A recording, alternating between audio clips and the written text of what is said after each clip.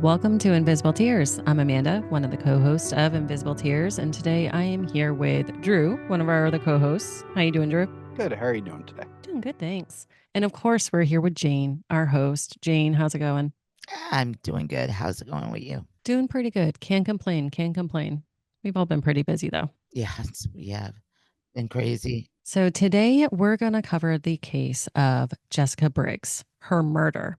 We can't even call it a cold case because there has actually been someone charged with her murder, but it's an interesting series of events of everything that's happening with her case. So we're going to break it down for you guys. Yeah, so Jessica Briggs was found in Portland Harbor in Maine. They believe that she was either killed late May 23rd or early May 24th, 1989, as her body was found at about 10:30 in the morning along the shoreline within the Portland Harbor. Yeah, she was 16 years old when she was killed, and she was slashed and stabbed to death. Now, one of the interesting pieces is that it has been noted that both her throat was cut almost from ear to ear, and she was also stabbed in the abdomen or sliced in the abdomen, almost eviscerated. I'm sure you guys can put two and two together and understand why we're actually starting to talk or why we're covering her case and actually covering some of the details of her case. Yeah, because her wounds are very similar to Barbara Agnew's in particular. And it was around the same time period. So I know early on in our show, we did talk when we talked to John Philpin, he did mention there being an east-west corridor, not just a north-south corridor. As we're seeing with the Connecticut Valley killings, it's all north-south. But he thought that there was also murders stretching from the western part of New Hampshire over into Maine. In this case, in particular, is the one that they tie to being possibly related to the Connecticut Valley killing, based off of her wound pattern and the timing of when she was murdered. Yeah. So now what's really interesting about Jessica's case is that someone was charged, right, with her murder, an ex-boyfriend. So Anthony Sanborn Jr. was actually convicted of Jessica's murder back in 1992. And now when Jessica was killed, again, I mentioned that she was 16. Anthony was 16 as well and was an ex-boyfriend. So Maine instantly had him as a suspect. Yes. Yep. And then there was testimony from an ex or roommate of Anthony Sanborn's. His name was Gerard Rossi, and he testified that Anthony admitted to killing Jessica on 3 different occasions and warned him not to tell anybody.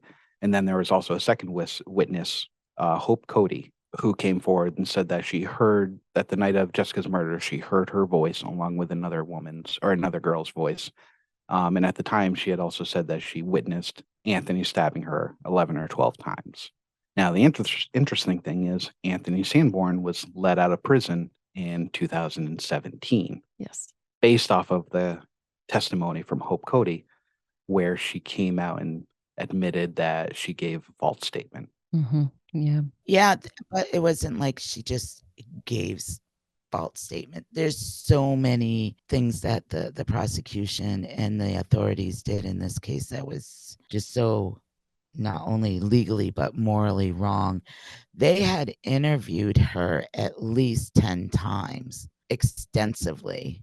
Mm-hmm. And according to her, they yelled at her, they screamed at her, they wanted her to say or identify him as being the one that was there that murdered Jessica. And she states that they pretty much told her what to put in her statement word for word.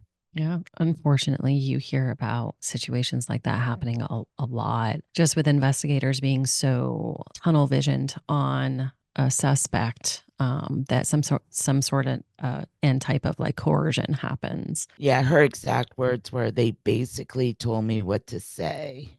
And she said the detectives frightened her and suggested they would press charges and related to assaults and have her locked up for years if she didn't testify as they instructed.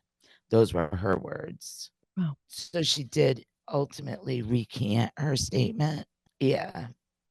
She said they raised their voices, they swore at her, they called her names.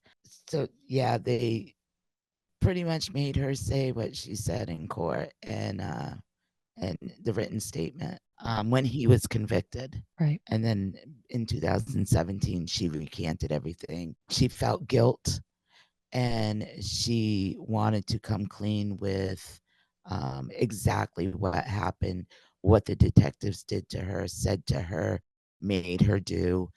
And so she ended up testifying at his bail hearing, they call it. Mhm. So that was one of the things that actually had him convicted. And the other thing it was also the roommate, Drew, Yep. Gerard Rossi went by Jerry Rossi. and he also recanted his statement also, I believe. I don't recall seeing that, but wasn't able to dig into this case too much.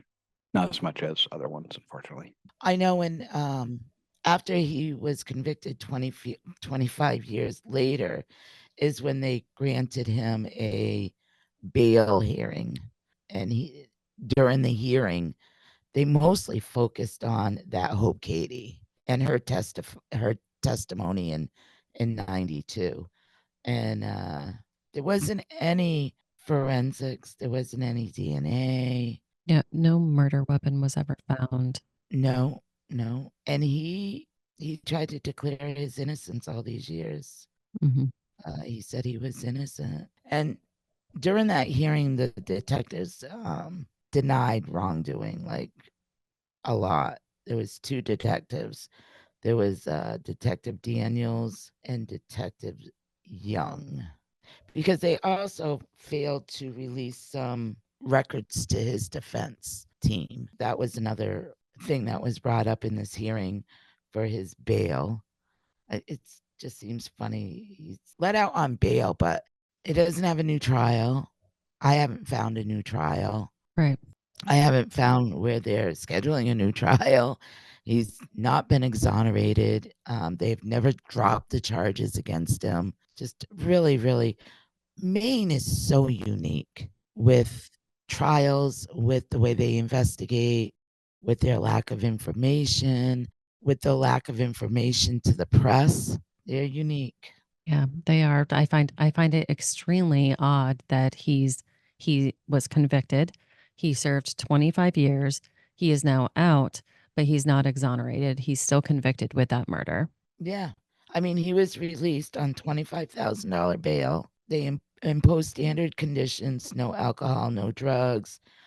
He still has to check in weekly with the police in Westbrook, Maine. He's allowed to live with his wife and until the process goes forward. He was sentenced originally to 70 years, which is pretty much life. Mhm. I did read also that, however, with all this information, her family still is convinced that he was the one that killed her. Yep, I did see that too. They do not believe that he's innocent. Mhm. And in looking at the details of this case, it was interesting to see as well that 2 criminal profilers definitely, when looking at the case, suggested that Jessica was more likely a victim of a serial killer as opposed to this singular event. Now, these serial killers in the article that I was reading from Central Maine, 2 different profilers. One of them you guys are going to hear as familiar as we've talked about him before. John Philpin was actually quoted in this article, and also Greg McCreary. McCreary worked 25 years in the FBI. So he's a profiler along with John Philpin. In looking at the details of the case, they really saw a lot of similarities between Jessica's case and Barbara Agnew's case. Specific to, I mean, obviously the wounds that we spoke about a little bit earlier, but it was really after reviewing autopsy records. So just with the reports filed from these 2 profilers as well, I'm wondering if they're sort of in an information gathering phase in trying to go into essentially a new trial for him. Yeah. But have they looked at any other suspects outside of Anthony Sanborn since It doesn't 1989? appear. It doesn't appear like they have. or at least that information hasn't been made public in any way. All the articles that I read, which I kept seeing over and over again, was those two detectives still feel that he is guilty of this crime. Hmm. They still feel that he's the suspect, the only suspect, and they believe that he was the one that killed Jessica. Yep. So they are not steering away from that at all. So the possibilities of them looking at someone else just is yeah, I don't believe that they are. Yeah, it doesn't sound likely. So not only is this case extremely unique in that, it's technically it's a solved case, right? It's a solved case with a conviction. However, he's out on quote bail after serving 25 years. And I guess that there's going to be another trial or something. Um, but with all of the pieces of evidence or with all of the witness accounts, it's interesting that all of them are essentially sort of being like discredited and or recanted and sort of explained. The process that the police and the detectives took during the investigation is sort of come into question. And then we also have a couple of profilers coming in and saying, actually, signs are actually pointing in this direction as a possibility as well. So there's all these things that are coming into question, although Anthony Sanborn is still convicted of this murder. I really just thought that we should actually dig into Jessica Briggs just a little bit more and educate ourselves a little bit on it, not just with what Philpin has actually divulged to us before, in us digging into possible other cases that might be connected to the Connecticut River Valley cases over in Maine, but also in our conversations with Jen. We know that based off of what she actually dug into in her process with Dark Valley, that she was getting the same sort of information and the same sort of feel as well. So I know that Jessica Briggs is definitely one of those cases. Yeah. And the sad thing about it is, her, in my mind, in my opinion, her case is still unsolved. Right. Yeah, they may have convicted this Sanborn guy, but I mean, everything that I have read with his hearing and his bail hearing and all the other stuff, like what they actually convicted him with, the evidence that they actually used to convict him, I have a hard time thinking that he was the one that murdered her. He was only 16. They had no forensics at all, like no blood, no. I haven't seen any of that in any of the articles that any of that stuff was used in the trial.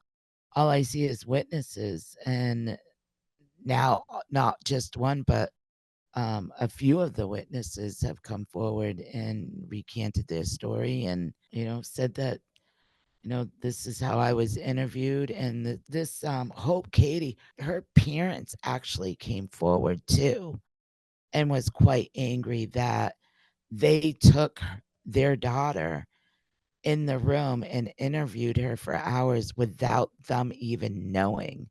They picked her up and done a few interviews with her at the station, and her parents didn't even know she was being interviewed. So her parents weren't present with a lot of these interviews, if any of them, which is so wrong. I mean, she was underage too. Yeah. So I don't understand how they could get away with doing something like that, and why that was never brought up with his initial trial. Right. So I mean, there's so many things that are so wrong with this whole case. I'd like to know who the heck the judge was on his initial case when he was convicted, and what this judge was thinking, why he allowed so much of this stuff in as evidence. I mean, to me, we as a society, we as especially me as a victim, you want to make sure the right person is being convicted. Hmm. And I understand sometimes the authorities are under a lot of pressure to solve a case. Find a person that's a good suspect and charge them and let the jury decide. But I get that sometimes they're under pressure to solve a case. But damn, you gotta convict the right person. Right. You know, I did a lot of reading the past couple of days trying to find more information about Jessica Briggs and more information about her case. And I'm kind of curious, were there other cases in Maine similar to hers after hers? Right. Because if you don't convict the right person, that monster is still out there killing. Hmm. The person that actually did the murders is still out there killing. And I just feel it's important to convict the monsters that are actually doing the killing, but it's also really super important to convict the right person. Yeah. Yeah, I know a lot of people are like, well, you ask a serial killer or a killer, and they always say, oh, I'm innocent, and I didn't do it. I didn't do it. And I realize sometimes, you know, a lot of times, the guilty do try to claim that they're innocent. But I'm just baffled how this kid was convicted on what I've read.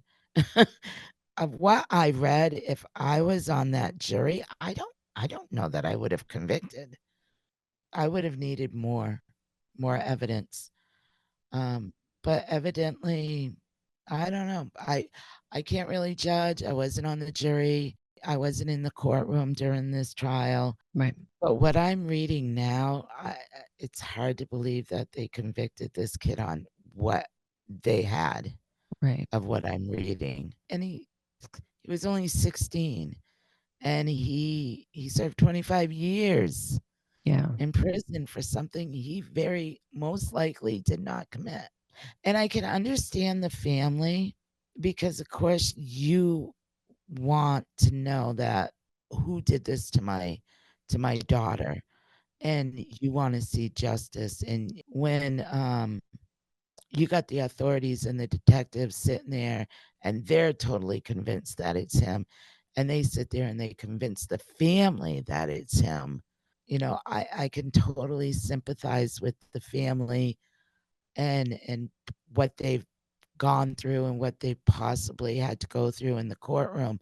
But you got to look at this with an open mind too. As much as you want to see justice, you want to make sure you're seeing the right person go to jail, you know, and you're receiving justice by the right person going to jail and being convicted of this murder. So I totally sympathize with the family, but the family is completely convinced it was him. They have put that out there publicly. Yep. And it's sad for them. Yeah. We'll be right back after a quick word from our sponsors. And now back to our episode.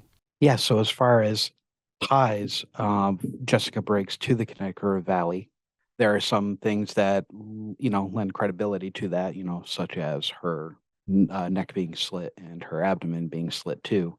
That definitely fits the pattern of the Connecticut River Valley killings. Now, when we were looking into the timing of her death, so we were able to identify a pattern when we looked at all the Connecticut River Valley killings, such as the time of day. All the nighttime attacks were on the weekends. All the late morning attacks or midday attacks were during the week. There's a pattern that we've just come up with. We have no idea if it's just a coincidence or whatnot, but as far as patterns go, it's the only pattern that we've been able to see when you look at the Connecticut River Valley killings. But when you look at Jessica Briggs, so they say that her death was either late during the night on Tuesday, late evening, or early morning hours on a Wednesday. So that if we look at the timing pattern, it would not fall into it, Yep. because it would have been a late, early morning attack during a weekday. Mm-hmm. So that's one thing. Now, does that have any credibility? No, whatsoever. It really was a theory that we've kind of come up with. Does it mean anything? Who the hell knows? But it's just another piece of the puzzle that we're bringing forward. Yeah, and moving all the way up to Maine, going that far up to Maine, that is kind of like odd to me too. But you can't refute the stab pattern. And she was also young too. She was 16. Yep, she was 16. So that would put her about, Bernice's age Bernice's age, yep. and Heidi Martin. So it would be, like she would be on the lower age range, where Barbara Agnew was on the higher age range. So was he really paying much attention to the age versus Opportunity. opportunity, victim of opportunity? Yeah, and when we do look at the women within the Connecticut River Valley, you're right. They're all in a little bit older age range when you compare it to a teenager, and Bernice being that outlier. But by all accounts, Bernice looked older than she really was. Yeah. Now, with Jessica, do you remember seeing anything as far as did she look like a 16-year-old or did she look like a 20-year-old? She did look like a 16-year-old. Yeah, one might be able to argue she looked a few years older than that, Maybe. but or maybe a couple, but for the most part, you could tell she was a teenager based off of the pictures that I saw online. Yeah. Yeah, especially if you look at like Bernice and say Jane, you at the time of your attack, age range looked very close. I would say, Yeah. pretty similar in age. Now, Jane, you at the time definitely did not look like a 16-year-old, but in early 20s. So that was just a question as far as Jessica, how she held herself and stuff. How did she come off? Did she come off as a 16-year-old or did she come off as somebody who was older? Yeah. Yep, that's a good question. Yep. Or victim of opportunity. Mhm. Yep. I wish I knew more. I know. It was really frustrating how hard it was to try and find information and dig into information because everything was all about, the Anthony Sanborn update on the case about, him essentially being let out, but then he's still convicted. Everything was about that. It was really hard to find any sort of original information about Jessica Briggs and when she was actually found. I do want to go make sure and make note though. And I mean, this is just an assumption that I'm making, but I didn't see it noted in any of the articles that we could find. She was found within, I would say, hours of being murdered, right? That's a true statement in assuming that because she was found at what, 10:30 in the morning? And they weren't sure if she was murdered like night, early morning, that sort of thing, right? Yeah, so you would assume that she was found within a 12-hour period of when she was murdered at the most. Yep. So she was found within hours. There was no mention of sexual assault. No. I just wanted in any article that I could actually find, there was no mention that she was actually, there was only mention of her wounds and that she was killed and, her age, but there was no mention of sexual assault. So I just kind of wanted to throw that out there. So kind of like similar to hers and then similar to, right, Linda Moore, who was found, minutes, almost like an hour or less. So with the bodies that were found very, very soon and, decomposition hadn't actually started occurring yet, there was proof that there was no sexual assault with the Connecticut River Valley cases. So would that actually tell us, we don't even know where she was found. Was she found in the woods? Along a shoreline. Yep. Portland Pier. So most likely she wasn't transported or anything. She was Mhm. killed right where she was found. Yep. And left where she was killed. Yep. So that's unusual too. That's kind of different from the other cases. Yep. Because all the other cases, they were taken. They were taken and then killed where they were taken to. So that's kind of, Except for Linda Moore except for Linda Moore. she was and killed Kathy in- Milliken. Oh yeah, that's right. Yeah. So it's one of those where not, a couple of the victims within the Connecticut Valley were transported. Others, Jane, you would have been one that would have been left at the scene as well, if you weren't able to recover. But he tried to take me with him. Yeah, he tried. So he did want to transport me. So we do wonder too, did he try that with Kathy? Did he try that with Linda? And if it is the same person, did he try that with Jessica?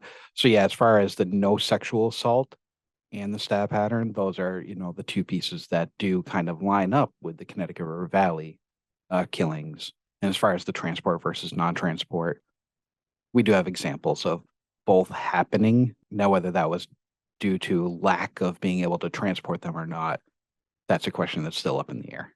Because you're right, he did try to transport you, Jane, but Yep. after he attacked you, he didn't try to, like after you were on the ground, he didn't try to pick you up and put him into his vehicle. Nope. Yep. Nope. So that kind of tells me that even with the other cases, he transported them, and where their bodies were found is where he murdered them. Because had he, I mean, he would have transported me. I was stabbed 27 times. So why didn't he transport me after he stabbed me? You know, I don't know. But the others, I mean, to me, that just tells me that the others were alive.